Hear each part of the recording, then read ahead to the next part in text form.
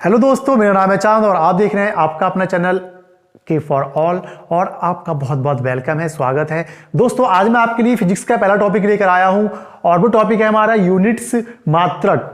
तो दोस्तों सबसे पहले मैं आपको, जब पहला टॉपिक है फिजिक्स का, तो आपको फिजिक्स की डिफिनेशन बताता हूं और मतलब भौतिक विज्ञान की परिभाषा आपको बताता हूं। ये सिर्फ दो वर्ड्स हैं, दो शब्द हैं, इनको आप याद रखेंगे तो आपको फिजिक्स की परिभाषा याद रहेगी।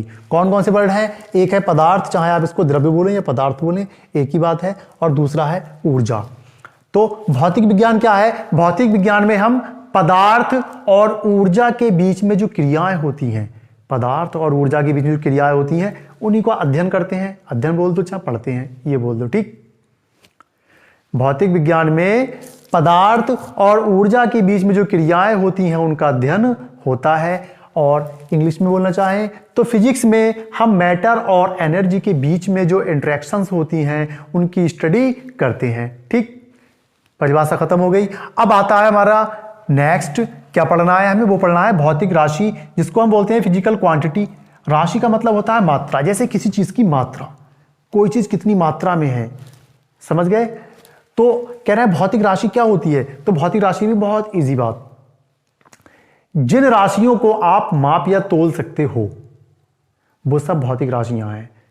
जिन राशियों को आप माप या तोल लोगे वो सब क्या है? भौतिक राशि। जैसे कि ये व्हाइट बोर्ड है, इसको आप माप सकते हो तो ये एक भौतिक राशि है। अनाज है, चावल है, गेहूं है, इसको आप तोल सकते हो, वो एक भौतिक राशि है। अब थोड़ा सा इसका डिफरेंस करते हैं हम। जैसे मैं थोड़ा सा मुस्कुराता हूं,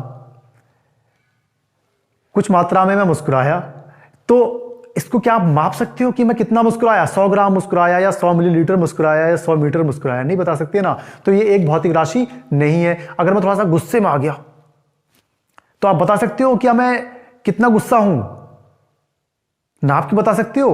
नहीं बता सकते नाप के कितना गुस्से। बस कहोगे बहुत गुस्सा है सर को, या कहोगे बहुत थोड़ा सा मुस्कुराए थे सर, लेकिन आप ये नहीं बता सकते कि कितना मुस्कुराए थे, ठीक। तो ये एक भौतिक राशि नहीं है, फिजिकल क्वांटिटी नहीं है। अब जो भौतिक राशियां होती हैं, तो हमने बता दिया भौतिक राशियां जिनको हम माप तोल लें, तो दो प्रकार की होती हैं। एक होती है मूल राशि और एक होती है व्युत्पन्न राशि। मूल राशि कौन सी होती है? मूल राशि की परिभाषा सुने।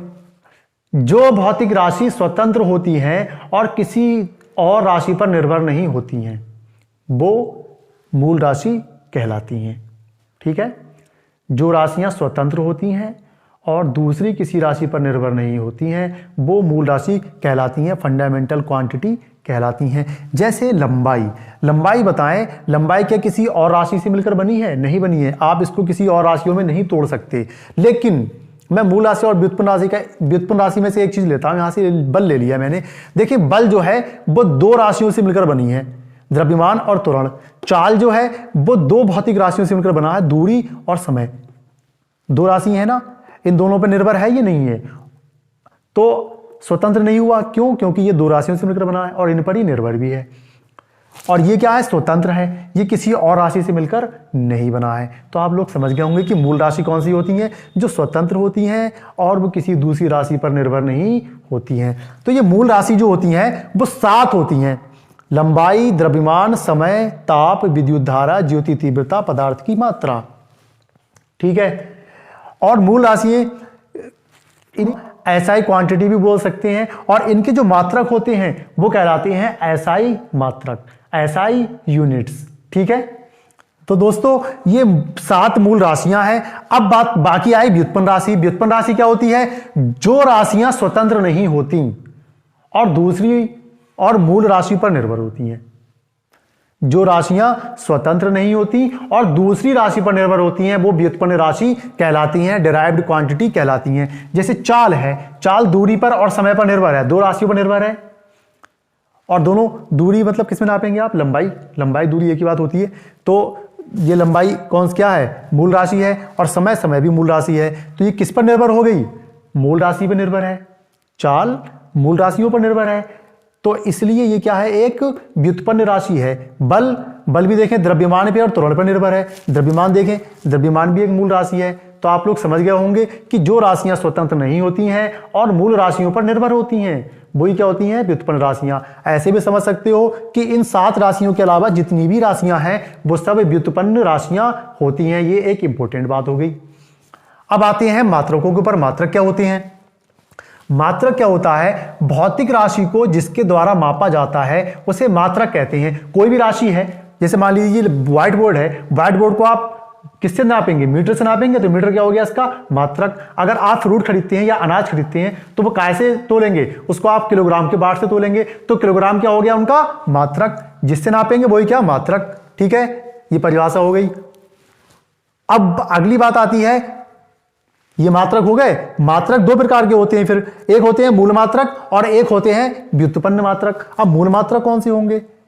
जो मूल राशियों को नापेंगे वही होंगे क्या? मूल मात्रक। ये मूल राशियां हैं, इनके जो मात्रक हैं वही है मूल मात्रक। लंबाई का मूल मात्रक क्या है? मीटर। द्रव्यमान का किलोग्राम, समय का सेकंड, ताप का केल्विन, विद्युत धारा का एम्पियर, ज्योति तीव्रता का कैंडला, पदार्थ की मात्रा का मोल। और ये रहे इनके प्रतीक सिंबल। मीटर की जगह पे सिर्फ स्मॉल एम होगा, किलोग्राम की जगह पे केजी, सेकंड की जगह पर एस, केल्विन की जगह पर कैपिटल के, एम्पियर की जगह पर ए और कैंडला की जगह पर सीडी और मोल की जगह पर मोल। ठीक है, तो ये 7 मूल मात्रक और इनके प्रतीक हो गए। मूल मात्रकों के अलावा जितने भी मात्रक होंगे वो सब क्या होंगे फिर? व्युत्पन्न मात्रक। जैसे मूल राशियों के अलावा जितनी भी राशियां होंगी वो होंगी व्युत्पन्न राशि, ऐसे ही मूल मात्रकों के अलावा जितने भी मात्रक होंगे वो व्युत्पन्न मात्रक होंगे। और अगर व्युत्पन्न मात्रक की हम परिभाषा की बात करें तो क्या है? मूल मात्रकों, वे मात्रक जो मूल मात्रकों द्वारा व्यक्त किए जाते हैं वे व्युत्पन्न मात्रक कहलाते हैं। तो देखें ये व्युत्पन्न मात्रक कैसे बने? मूल मात्रक है, देखो मीटर और सेकंड, देखो मीटर और सेकंड मूल मात्रक है, इसके द्वारा व्यक्त किया जा रहा है, तो ये क्या हो गया? व्युत्पन्न मात्रक। ठीक। अब व्युत्पन्न मात्रक की एक बात और भी होती है, कभी कभी क्या होगा, मान लीजिए मीटर का 2 बार यूज हो जाए। जैसे एरिया निकालें, क्षेत्रफल निकालें हम, तो क्षेत्रफल में क्या होता है? लंबाई गुणा चौड़ाई। अब लंबाई को भी आप मीटर में नापेंगे, है नहीं, और चौड़ाई को भी आप मीटर से नापेंगे, तो मीटर कितनी बार हो गया? 2 बार यूज हो गया। तो आप समझ सकते हैं कि जब भी किसी मूल मात्रक का 2 बार यूज हो या 2 मूल मात्रकों का या उनसे ज्यादा मूल मात्रकों का यूज होगा तो क्या होगा? वो व्युत्पन्न मात्रक होगा। तो ये क्या है? m², ये व्युत्पन्न मात्रक हो गया। ठीक है, व्युत्पन्न मात्रक। अब हमने मूल मात्रक और व्युत्पन्न मात्रक पढ़ लिए। इनके अलावा 2 होते हैं समपूरक मात्रक या पूरक मात्रक। वो कौन से होते हैं? कोण रह गया था हमारा, तो कोण जो होता है समतल कोण, एक तो होता है समतल कोण, जैसे कि ये फ्लैट जगह है ना, चपटी जगह है, तो इस पे जो कोण होगा वो होगा समतल कोण। और जो कोण मान लीजिए, वो कोण जो कि मतलब किसी घन में से निकाला जाए, चाहे वो आपका बॉल हो या कोई मतलब कोई घन हो, कोई क्यूब हो, तो उसमें से जो हम हिस्सा काटें, कोण निकालें, तो वो क्या होगा? वो घन कोण कहलाएगा। तो अगर हम समतल कोण जो है, समतल कोण का जो मात्रक होता है वो होता है रेडियन, इसको आप रेड लिखते हैं। और अगर घनकोण है तो घनकोण का मात्रक होता है स्टेरेडियन, और इसको हम SR से डिनोट करते हैं। तो आप समझ गए होंगे, मैंने आपको ये 3 टाइप के मात्रक थे बता दिए हैं। पूरक मात्रक हो गया, मूल मात्रक हो गया और व्युत्पन्न मात्रक हो गया। अब हम बात करते हैं अगली बात क्या है? एक होता है प्रकाश वर्ष, जिसके ऊपर क्वेश्चन भी आता है। प्रकाश वर्ष से देखने में तो हमें ऐसा लगेगा कि प्रकाश वर्ष मतलब दिन मतलब घंटे, घंटे मतलब मिनट, मिनट मतलब सेकंड। तो प्रकाश वर्ष हमें लगेगा जैसे कि समय का मात्रक हो, लेकिन वो समय का मात्रक नहीं होता है। प्रकाश वर्ष का मतलब होता है प्रकाश द्वारा एक वर्ष में चली गई दूरी। ठीक, प्रकाश द्वारा एक वर्ष में चली गई दूरी क्या कहलाती है? प्रकाश वर्ष। आप ऐसे समझ लें, ये तो छोटी दूरी के लिए तो आप मीटर का यूज कर लेंगे, लेकिन अगर बहुत लंबी दूरी है, जैसे मान लो जमीन और आसमान के बीच, जमीन मतलब पृथ्वी और चंद्रमा के बीच की दूरी, या पृथ्वी या सूर्य के बीच की दूरी, बड़ी बड़ी दूरियों को नापने के लिए हम प्रकाश वर्ष का यूज करते हैं। प्रकाश वर्ष का मतलब होता है प्रकाश द्वारा एक वर्ष में चली गई दूरी। तो प्रकाश वर्ष का वैल्यू जो होती है वो होती है 9.46 इंटू 10⁻15 मीटर। ठीक है, प्रकाश वर्ष की वैल्यू हो गई कि प्रकाश कितना चलेगा एक साल में, 9.46 गुणा 10⁻15 मीटर।